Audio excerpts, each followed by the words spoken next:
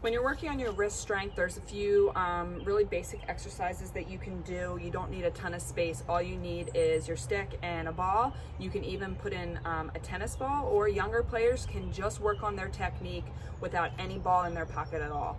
To make it a little bit easier, you can slide your hand up your shaft. The lower your hand goes, the harder it is, okay? The heavier it feels, the more strain there is on your wrist.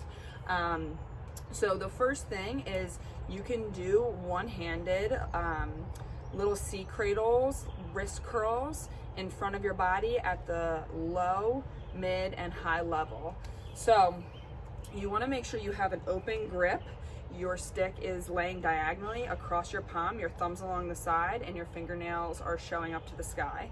So I'm keeping my elbow locked to the side of my body right now to make sure that I'm not using my arm as I'm doing these wrist curls. It's really just focused on my wrist, isolating that area of my arm and allowing it to work and turn the ball over in my stick.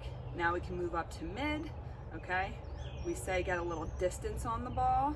So that means kind of bringing it up and down and not always just turning it so tight right here, but getting a little bit of distance, okay? And now when I come up high, I'm not gonna pinch in my elbow. I'm actually gonna put a little bend in it. I'm gonna get it above my head, and I'm gonna bring it back and forth to kind of simulate wrapping the ball up as you jump for it off of a draw. Now you can do these exact same exercises out to the side of your body. So just off in front of my shoe, okay, I'm cradling the ball low. My elbow is pinned to my side to kind of isolate that area of my arm. Just my wrist is working as opposed to my whole arm. We really just want that wrist turning over.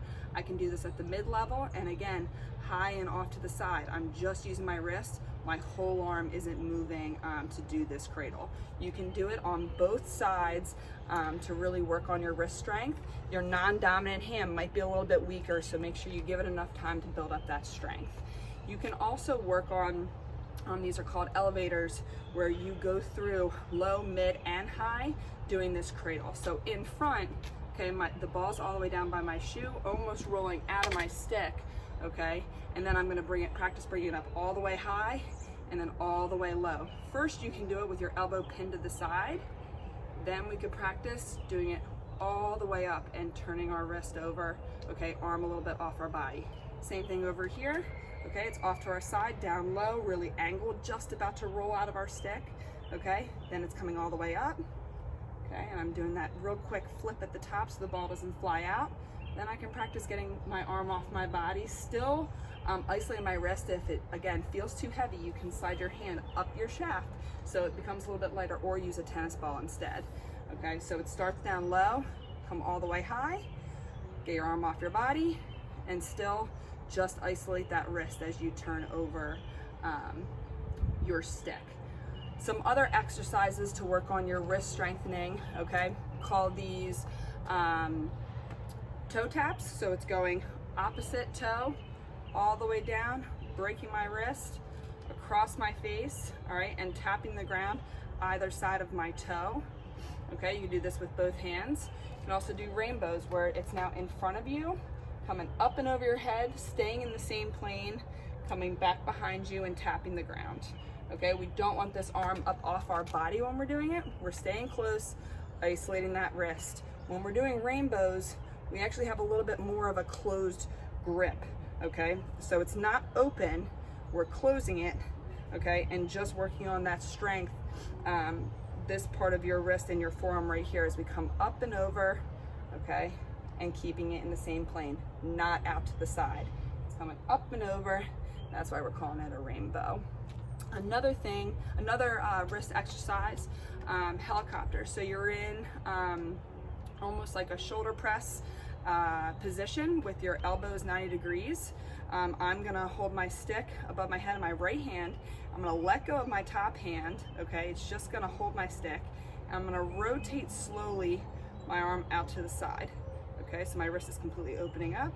Now I'm gonna rotate nice and slow and come back over my head and tap my hand.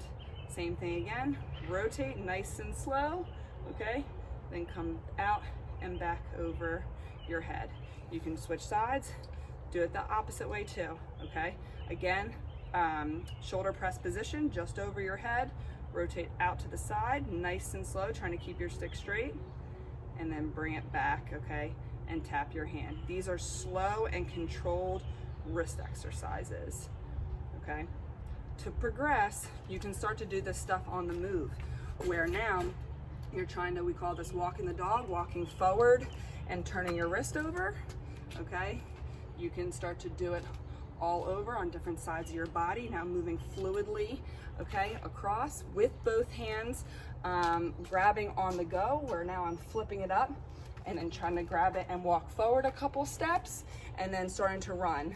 The more space you have, okay, the more on the move progressions you're gonna able to build. But if you don't have a ton of space, just doing these really small space wrist exercises are gonna help you develop that wrist strength to have a stronger cradle and to be better on the draw.